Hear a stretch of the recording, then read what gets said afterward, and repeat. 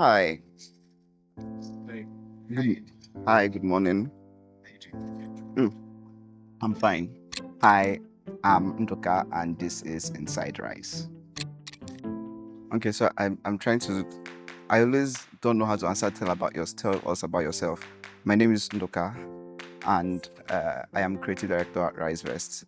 I like to watch TV a lot and I like to talk about watching film and geography and history, geopolitics. They make me happy. I watch the news for fun. Speaker that rise, I get to work in the morning and I make a cup of coffee, right? And while I'm while I'm getting ready for the day in the office, I'm drinking coffee. The days are not typical. Every day is usually different, but it's going to revolve around brainstorming for something. Um, on Mondays is usually what is the week going to be like, brainstorming what are we going to be selling about rice that week, what product about rice, or like what aspect of rice are we selling and how are we selling it that week. So every Monday morning we always have that discussion, or usually based on the numbers of we got over the last week and what goals we are trying to achieve that week. Um, then this is followed by writing. So we'll write some emails and write some copy. At the heart of it, my job is mostly just writing. I'm writing a copy for something or I'm writing an email for something else. Yeah, brainstorming and writing. On some other days, I'm shooting a video for either F30 or something else. After maybe sometimes I write the script. I used to write all the scripts before, but now I have help, so that's better. Ore writes the scripts, I shoot, and on Wednesdays it will include editing. On so many other days I edit articles for the blog, but on Wednesday specifically I edit the Money Rise newsletter. So I also do those memes and headlines. That's one of my favorite things to do at Rise, to create those memes and headlines for the newsletter. So yes, my job at Rise every day typically just involves writing comms and just general marketing stuff. My job is to make Rise cool in some way. Yes, that's my job. To make Rise cool, whether it's from behind the scenes or in front of the scenes, anyhow. But I'm always thinking about how the brand affinity, how people perceive the brand, and by perceiving the brand, how they will sell it to other people, use it. Like, what does the brand make you feel like? So it's that, I think it's coolness that I will call it. So that's how I would explain it to a 5-year-old. But I don't go about explaining my job to 5-year-olds. So it's not like I'm Nancy Sime or Genevieve Naji or Ramsey Noah that people know. Like so. Yeah, what I'm saying. Sure. Anywho, so it's only happened a few times, maybe once or twice, and people say, "Oh, you're that guy from Rise Vest," and I'm like, "Okay, oh wow, yes, I am." And usually means that somebody's using Rise or somebody that is knows about Rise. So I kind of like, okay, that's nice. Yeah, my neighbor one day in neighbor, I said, "Oh, you're the guy on Rise." I'm like, "Yes," and I thought that was interesting. So that's all. I like a lot of campaigns I've done on Rise. One that I really like is I mentioned this earlier, the campaign about Rise in the UK, right? So we did a thing where we parodied Love Island and made it Rise Island, right? Love Island is a very popular UK export, so we decided to merge those two together. Rise is now in the UK. Yeah. So and we did some posters that had Rise Island. I thought it was really, really beautiful. So that's why I like that. I like there's this other campaign that we did. It's not a campaign, it was a fun post that later became a series. This one was if bus conductors could give financial advice. I really enjoyed it because it was an opportunity to just use something that we do every day to, turn into financial advice. But I think the main one I like is Defy Gravity. Defy Gravity was our very first Rise Vest um, TVC. To me, I have always found it hard to differentiate where one ends and where the other begins, because I don't know, I've always just been good at arts and sciences. When I was young, I didn't know which one I was going to do for a while, right? And then I did end up doing engineering till I graduated, and then decided to go back to start writing. So for me, it has those seem like I don't see I'm not balancing, right? I'm a creative, and I feel like tech benefits from my creativity. Right? Working in a tech place is an okay place to be using my creativity to, I don't know, right? There are other places I could be using it as, but right now I'm using it in tech, and it's not balance. It's not a balance. It's just there are no two sides that need balancing out. The one is not, it is not like yin yang where like there's no balance in it, just is. I like the people at Rise. I think we have a lot of nice people at Rise. I like my colleagues a lot. If I'm in the office, 100%. Okay, let me rephrase that. 20% of my time, or it may be even more, my time in the office is spent socializing. So I like the people at Rise. That's one thing. It makes this place feel very nice to work at. I like the freedom I can have to explore some creative extensions. Of course, there's limits. Like, again, this is a tech company, and we have brands. We have a brand a certain way, which I police most times. So yes. Okay, if it's funniest, I think the funniest F30 I shot was the one where we parodied Philomena Conk. I don't know which. I think there are two. There's one we did for Valentine's Day 2 years ago, and then there was another one where we did how Emeka lost his money to Ponzi scheme, I think. And I think, and it was a parody of Philomena Conk, and I thought those two videos were really, really funny. Chaotic, I don't know. I think the sets for F30 are they're not very chaotic. There are bloopers that exist, but I don't think they're exactly chaotic. I'll swap job with the CEO because his money is big, I guess. They should be paying CEO plenty money, don't they? So yeah, that's why I swap jobs. What would be the first thing you would do? As CEO, after swapping job, increase my salary to big CEO money. To big CEO salary. Wait, you swap jobs, you have become CEO. Oh yeah. That means you are going to be earning a big salary. So what's the first thing you are going to do as the CEO? Plan a vacation. Plan a vacation for risers. Right. Imagine if everybody went on retreats to like Santorini.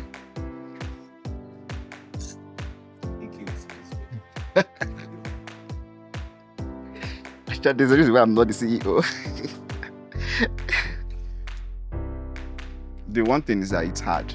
Of course, it's not the hardest job in the world because there are a lot of hard things that people do, and a lot of people are doing so many hard jobs, right? So it's not the hardest job in the world, but I think people do underestimate how hard the content creation part is, or just the whole creative part of it is, because most of the thing I keep hearing are the people who give advice about maybe creating content or whatever is consistency, and consistency is important because it shows that you mean business, really, and people like people who mean business. Like I know I will come here and this person has dropped content on something, right, or whatever it is you're expecting him to do. There's that stability that consistency provides to you as a content creator, right? There's always something there in your page, but underneath the consistency is the actual thing. The actual work is the hard place, because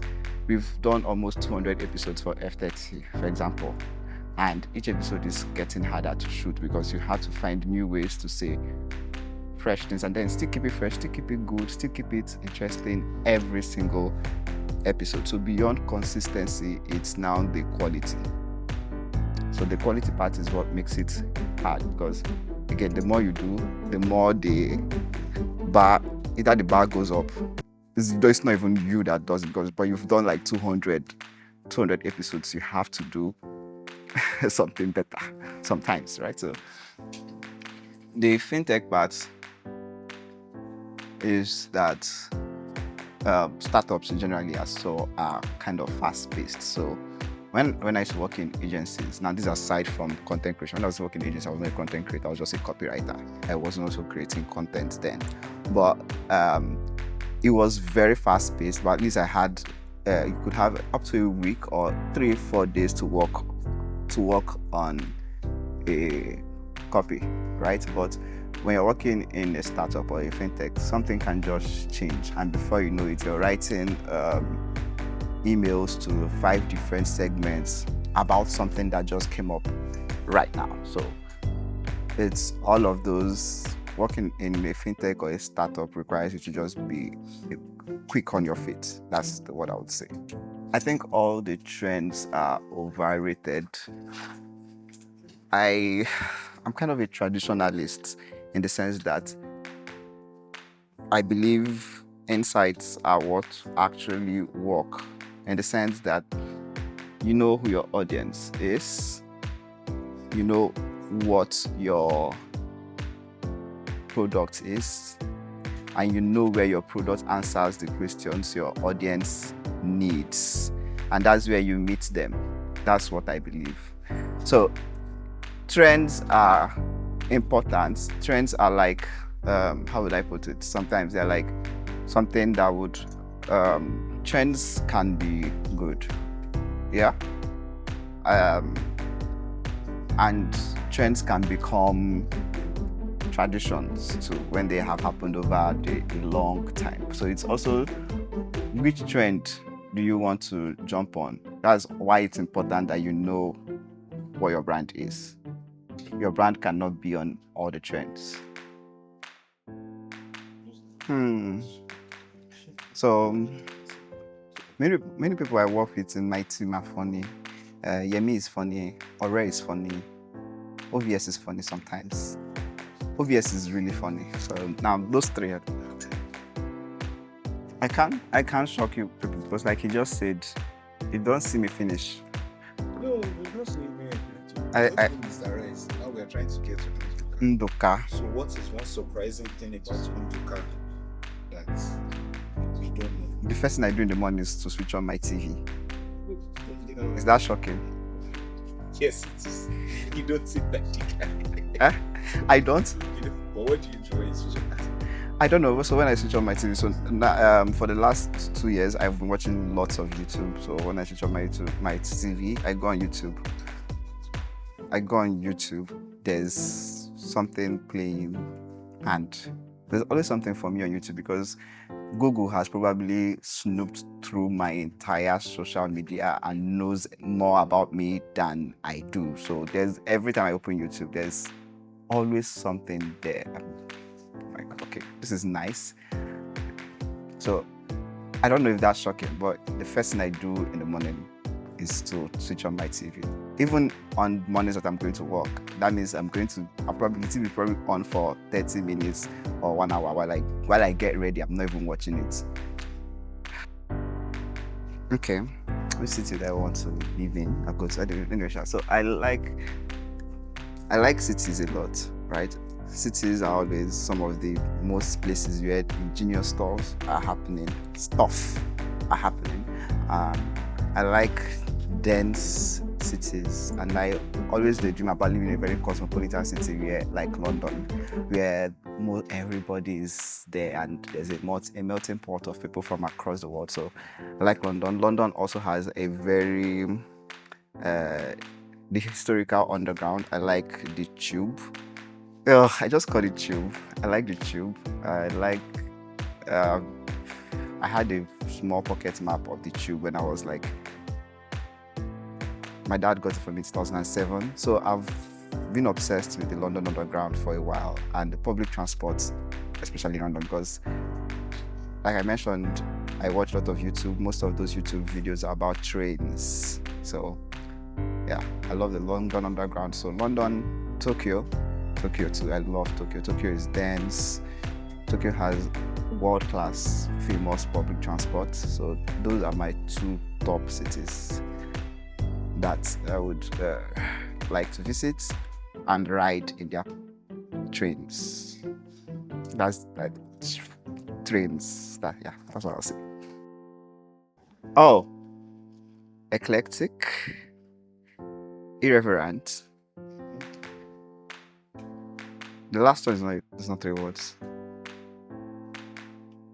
Referential. Eclectic in the sense that I like to create new ideas by just taking from a lot of things that I've seen, right? And a lot of things that I've observed, and a lot of things that I've learned. So I like to incorporate things that are personal to me, or like to things that I have seen into the art. Like I mentioned, Defy Gravity is an ad about investment, but it's named Defy Gravity because I like Defy Gravity from Wicked. The second one is irreverence. So I'm beginning to think that eclectic, irreverence, and referential are all the same thing, but who cares? When I mean irreverence, is that I intentionally try to make the work not linear, not normal. I don't know, look, not normal, but like I try to think, how can this be different from unpredictable? That's the word. Like, what can I just change about it? I think an example would be our Women's Day campaign. I think our Women's Day campaign is a bit irreverent. It starts out with them just tying hair ties, and then you find out that they are tying hair ties in the same way that we are actually making a reference to famous women in Africa. The last one is referential. I'm beginning to agree that all of these look at the same thing, because when I mean referential, I mean that I always want to put an if you know kind of thing in all the ads, in all of them, or anything that I do. It's specific for, like, maybe you're watching this thing and like, this particular dialect is used here is an Aba dialect because I'm paying homage to Aba. I'm talking about my short film. There's a random use of just that dialect for no reason, and it's just because I want to pay homage. Now, sometimes the references are pop culture, because I love pop culture, and I believe, I don't know what you would say, but I believe I have kind of an encyclopedic knowledge of pop culture. Like I said, I've been watching TV a long time, and because of that encyclopedic knowledge of pop culture, I always infuse it in things, right? I like to use that pop culture reference so that even you, right, that is watching, you may just feel, why does this feel like this something that I've seen somewhere, or like it sparks something in your brain, not too obvious, but like it's there. As a creative, I believe that your work is better than ChatGPT's work. And that's because as a creative, you're creating from yourself. You're showing us who you are. You're exposing yourself every time you create something. It's coming from inside. I don't even know where it comes from, but I shall know it's coming from you, and you're giving it out, right?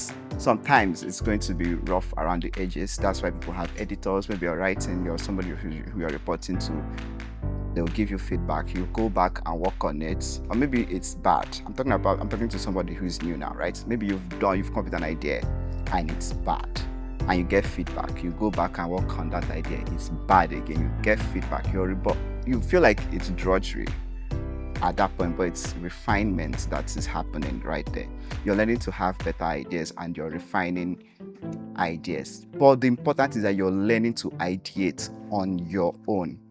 What ChatGPT does is that it cancels that. You're not going to learn to ideate on your own. You're just going to get all random ideas that people have used before, and they may be great, but you've cut out that piece where you have to ideate on your own. You no longer know how to ideate on your own. Anywho, my opinion is that you're probably writing better than ChatGPT. And if you continue writing, if you continue writing on your own, we will make it. That's it.